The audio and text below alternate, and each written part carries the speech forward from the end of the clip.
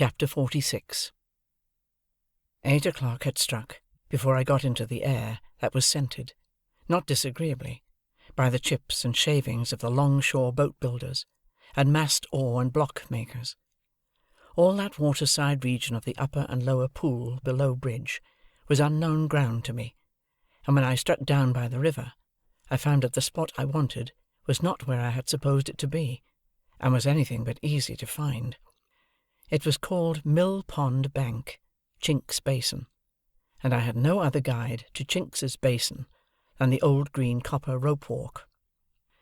It matters not what stranded ships repairing in dry docks I lost myself among, what old hulls of ships in course of being knocked to pieces, what ooze and slime and other dregs of tide, what yards of shipbuilders and shipbreakers, what rusty anchors blindly biting into the ground, though for years off duty, what mountainous country of accumulated casks and timber, how many rope-walks that were not the old green copper.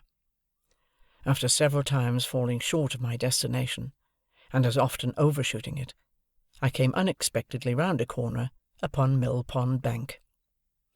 It was a fresh kind of place, all circumstances considered, where the wind from the river had room to turn itself round, and there were 2 or 3 trees in it, and there was the stump of a ruined windmill, and there was the old green copper rope-walk, whose long and narrow vista I could trace in the moonlight along a series of wooden frames set in the ground, that looked like superannuated haymaking rakes which had grown old and lost most of their teeth.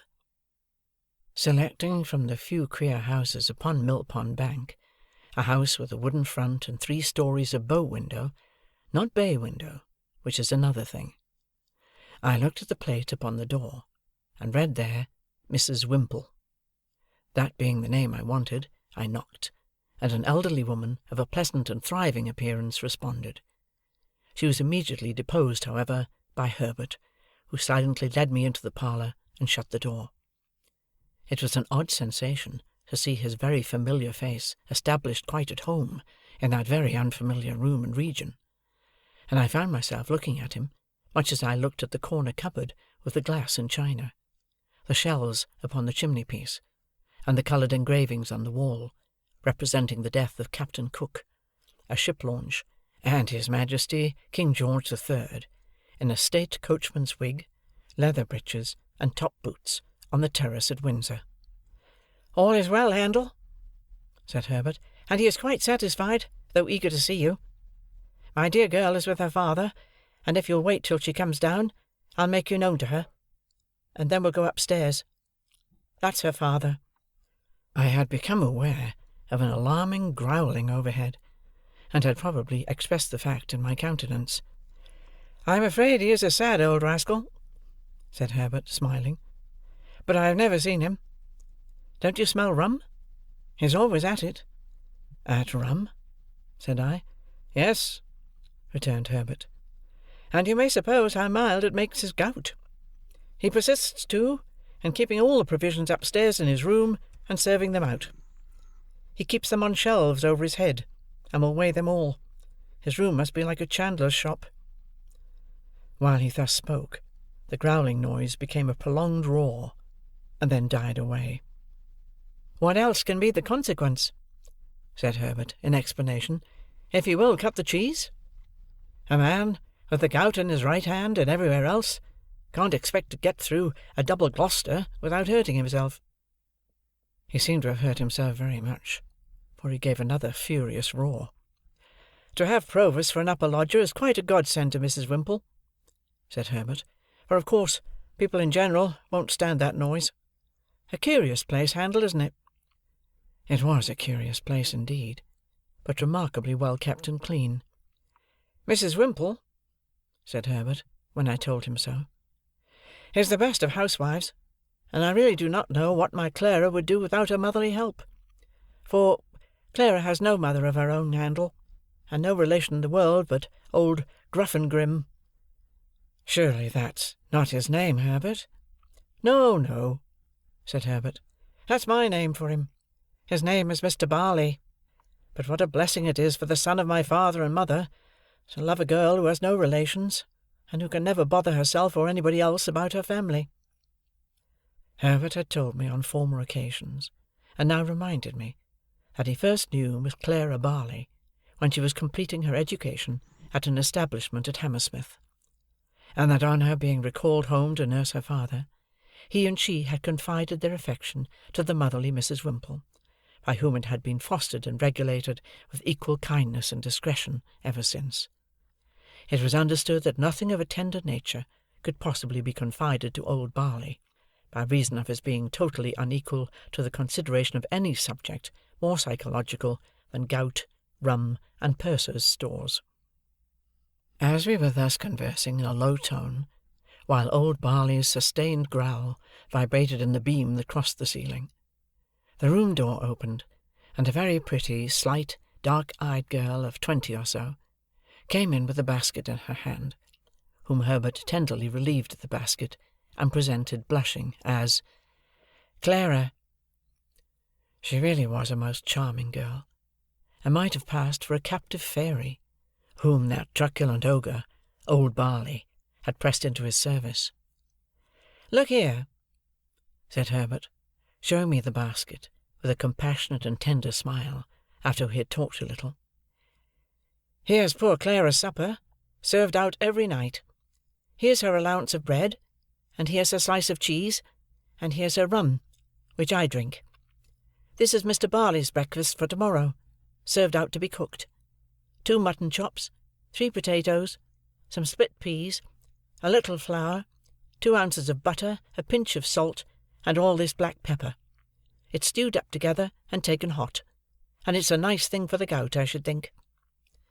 There was something so natural and winning in Clara's resigned way of looking at these stores in detail, as Herbert pointed them out, and something so confiding, loving, and innocent in her modest manner of yielding herself to Herbert's embracing arm, and something so gentle in her, so much needing protection on Mill Pond Bank by Chinks's Basin, and the old green copper rope walk, with old Barley growling in the beam, that I would not have undone the engagement between her and Herbert, for all the money in the pocket-book I had never opened.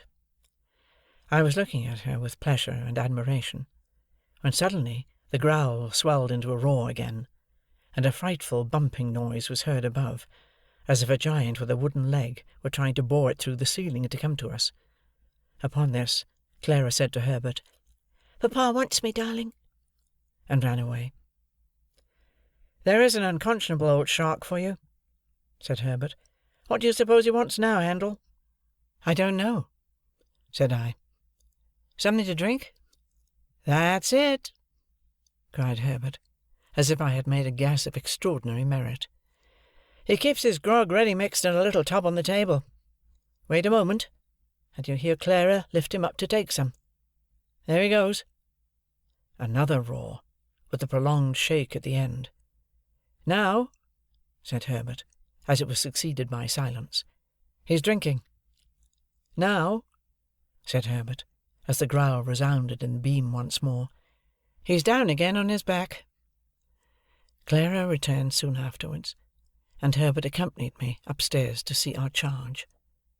As we passed Mr. Barley's door, he was heard hoarsely muttering within, in a strain that rose and fell like wind, the following refrain, in which I substitute good wishes for something quite the reverse. "Ahoy, bless your eyes, here's old Bill Barley, here's old Bill Barley, bless your eyes. Here's old Bill Barley on the flat of his back, by the Lord, lying on the flat of his back like a drifting old dead flounder. Here's your old Bill Barley, bless your eyes, ahoy, bless you." In this strain of consolation, Herbert informed me the invisible Barley would commune with himself by the day and night together, often while it was light, having at the same time one eye at a telescope which was fitted on his bed for the convenience of sweeping the river. In his 2 cabin rooms at the top of the house, which were fresh and airy, and in which Mr. Barley was less audible than below, I found Provis comfortably settled. He expressed no alarm, and seemed to feel none that was worth mentioning, but it struck me that he was softened, indefinably, for I could not have said how and could never afterwards recall how when I tried, but certainly. The opportunity that the day's rest had given me for reflection had resulted in my fully determining to say nothing to him respecting Compeyson. For anything I knew, his animosity towards the man might otherwise lead to his seeking him out, and rushing on his own destruction. Therefore, when Herbert and I sat down with him by his fire, I asked him first of all whether he relied on Wemmick's judgment and sources of information. "Aye, aye, dear boy," he answered with a grave nod. "Jaggers knows." "Then I have talked with Wemmick," said I, "and have come to tell you what caution he gave me, and what advice."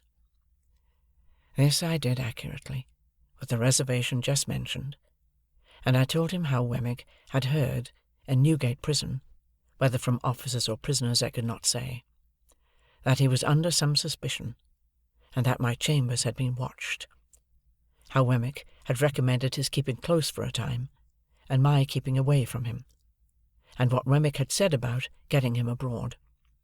I added that, of course, when the time came, I should go with him, or should follow close upon him, as might be safest in Wemmick's judgment. What was to follow that, I did not touch upon.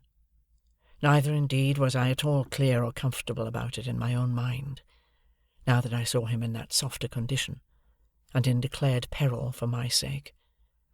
As to altering my way of living, by enlarging my expenses, I put it to him whether in our present unsettled and difficult circumstances it would not be simply ridiculous, if it were no worse. He could not deny this, and indeed was very reasonable throughout. His coming back was a venture, he said, and he had always known it to be a venture. He would do nothing to make it a desperate venture, and he had very little fear of his safety with such good help. Herbert, who had been looking at the fire and pondering, here said that something had come into his thoughts arising out of Wemmick's suggestion, which it might be worth while to pursue. "We are both good watermen, Handel, and could take him down the river ourselves when the right time comes. No boat would then be hired for the purpose, and no boatman. That would save at least a chance of suspicion, and any chance is worth saving. Never mind the season. Don't you think it might be a good thing if you began at once to keep a boat at the Temple Stairs, and were in the habit of rowing up and down the river? You fall into that habit, and then who notices or minds? Do it 20 or 50 times, and there is nothing special in your doing it the 21st or 51st. I liked this scheme, and Provis was quite elated by it. We agreed that it should be carried into execution, and that Provis should never recognize us if we came below bridge, and rowed past Mill Pond Bank. But we further agreed that he should pull down the blind in that part of his window which gave upon the east whenever he saw us, and all was right. Our conference being now ended, and everything arranged, I rose to go, remarking to Herbert that he and I had better not go home together, and that I would take half an hour's start of him. "I don't like to leave you here," I said to Provis, "though I cannot doubt your being safer here than near me. Good-bye." "Dear boy," he answered, clasping my hands, "I don't know when we may meet again, and I don't like good-bye. Say good-night." "Good night. Herbert will go regularly between us, and when the time comes you may be certain I shall be ready. Good night. Good night." We thought it best that he should stay in his own rooms, and we left him on the landing outside his door, holding a light over the stair-rail to light us downstairs. Looking back at him, I thought of the first night of his return, when our positions were reversed, and when I little supposed my heart could ever be as heavy and anxious at parting from him as it was now. Old Barley was growling and swearing when we repassed his door, with no appearance of having ceased or of meaning to cease. When we got to the foot of the stairs, I asked Herbert whether he had preserved the name of Provis. He replied, certainly not, and that the lodger was Mr. Campbell. He also explained that the utmost known of Mr. Campbell there was that he, Herbert, had Mr. Campbell consigned to him, and felt a strong personal interest in his being well cared for, and living a secluded life. So, when we went into the parlour, where Mrs. Whimple and Clara were seated at work, I said nothing of my own interest in Mr. Campbell, but kept it to myself. When I had taken leave of the pretty, gentle, dark-eyed girl, and of the motherly woman who had not outlived her honest sympathy with the little affair of true love, I felt as if the old green copper rope-walk had grown quite a different place. Old Barley might be as old as the hills, and might swear like a whole field of troopers, but there were redeeming youth and trust and hope enough in Chink's basin to fill it to overflowing. And then I thought of Estella, and of our parting, and went home very sadly. All things were as quiet in the Temple as ever I had seen them. The windows of the rooms on that side, lately occupied by Provis, were dark and still, and there was no lounger in Garden Court. I walked past the fountain twice or thrice, before I descended the steps that were between me and my rooms, but I was quite alone. Herbert coming to my bedside when he came in, for I went straight to bed, dispirited and fatigued, made the same report. Opening one of the windows after that, he looked out into the moonlight, and told me that the pavement was as solemnly empty as the pavement of any cathedral at that same hour. Next day I set myself to get the boat. It was soon done, and the boat was brought round to the Temple stairs, and lay where I could reach her within a minute or two.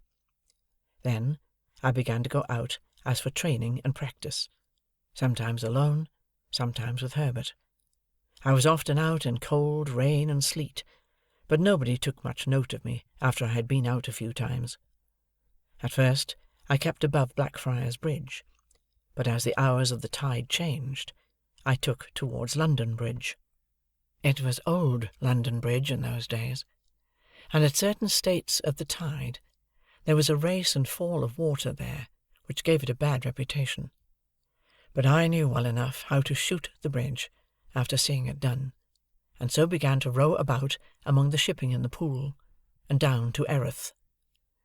The first time I passed Mill Pond Bank, Herbert and I were pulling a pair of oars, and, both in going and returning, we saw the blind towards the east come down. Herbert was rarely there less frequently than 3 times in a week, and he never brought me a single word of intelligence that was at all alarming. Still, I knew that there was cause for alarm, and I could not get rid of the notion of being watched. Once received, it is a haunting idea. How many undesigning persons I suspected of watching me, it would be hard to calculate. In short, I was always full of fears for the rash man who was in hiding. Herbert had sometimes said to me that he found it pleasant to stand at one of our windows after dark, when the tide was running down, and to think that it was flowing, with everything it bore, towards Clara. But I thought with dread that it was flowing towards Magwitch, and that any black mark on its surface might be his pursuers, going swiftly, silently, and surely to take him.